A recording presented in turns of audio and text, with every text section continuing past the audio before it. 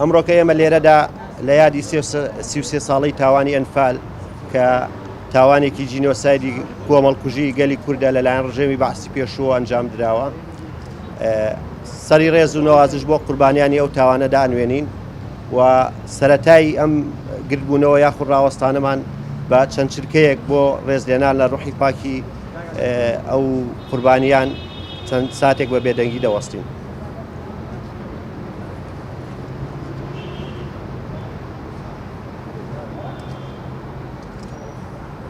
زۆر سپاس.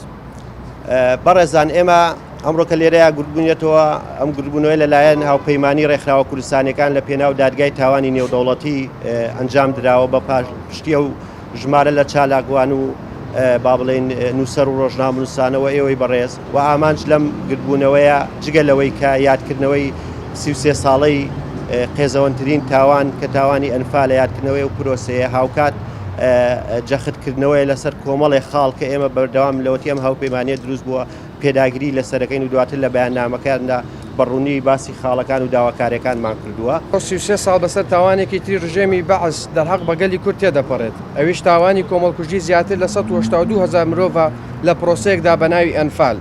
ئەمڕۆ کە یادی قوربانیانی ئەم تاوانە قێزەوە نەدەکەینەوە، هێشتا برینەکانی ئەو تاوانە خوێنی لە دەوچۆڕێت و خەرەبووی معنەوی و مادی قوربانیان و کەسوکاریان نەکراوەتەوە. هەر بۆیە لە یادی 33 ساڵی تاوانی ئەنفالدا داواکارین. یەکەم، ئەو تۆمەتبارانەی ناویان لە دادگای باڵای تاوانەکان وەک تۆمەتبار هاتوۆتە بدرێنە دادگا، بەمەش تاوانباران سێ خۆیان وەردەگرن و بێتاوانانش مافەکانیان بۆ دەگەڕێتەوە. دووەم، لە 25/2007ەوە بە فەرمی بڕیاری دەستگیرکردنی 423 تۆمەتباری ئەنفال لەلایەن دادگای باڵای تاوانەکانەوە دەرچووە. داواکارین لیستی تۆمەتباری جینۆسایدی گەلی کورد بدرێتە پۆلیسی نێودەوڵەتی ئینتەرپۆل بۆ ئەوەی هەڵاتوان لە دەروی وڵات دادگایی بکرێن. ئەمەش کاری ڕاستەقینەیە بۆ بە جینۆساید ناساندنی لە جیهاندا. سێەم، سەر لە نوێ پێداچوونەوەی ورد بە دۆسەی دادگای ئەنفالدا بکرێتەوە و هۆکاری نەبوونی ناوی هەندێک لە تۆمەتباران لە لیستەکەدا ڕوون بکرێتەوە. چوارەم، پێویستە تاوانبارانی ئەنفال لە دام و دەستگاکانی حکوومەتی هەرێم وەک تاوانبار سیر بکرێن، بە تایبەت لە وەزارەتی داد و ئەنجومەنی دادوەری و داواکاری گشتی. ئەو داواکاریانە بجوڵێنن کە بۆ دادگایی تاوانبارانی ئەنفال بەرز دەکرێنەوە. پێنجەم، جێبەجێ نەکردنی بڕیاری دادگا بۆ خۆی تاوانە، بە تایبەتیش لەلایەن لەقەکانی دادوەریەوە. حکوومەتی هەرێمی کوردستان پێویستە بڕیارەکانی دادگای باڵای تاوانەکانی عێراق جێبەجێ بکات.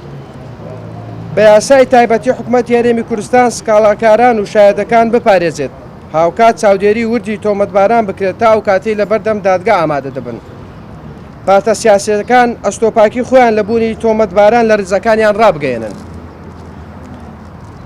هەشتەم، داکۆکیکردن لە هەر یەکێک لەوانەی ناویان وەکو تۆمەتباری هەڵاتوو لە دادگای باڵای تاوانەکان هاتوۆتەوە وێڕای ئازادانی کەسوکاری قوربانیان بۆ خۆشی تاوانە.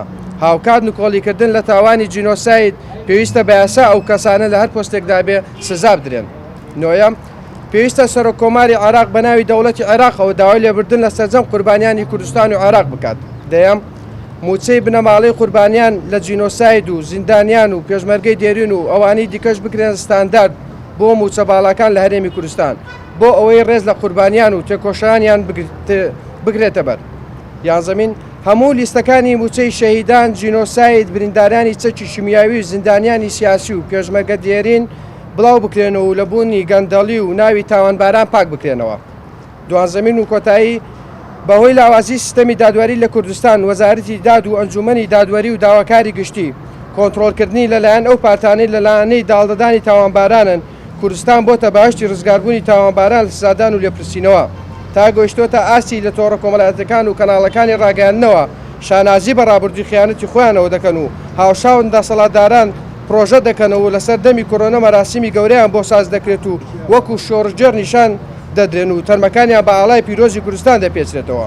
ئەمەش بۆ خۆی سوکایەتیە بە قوربانیان.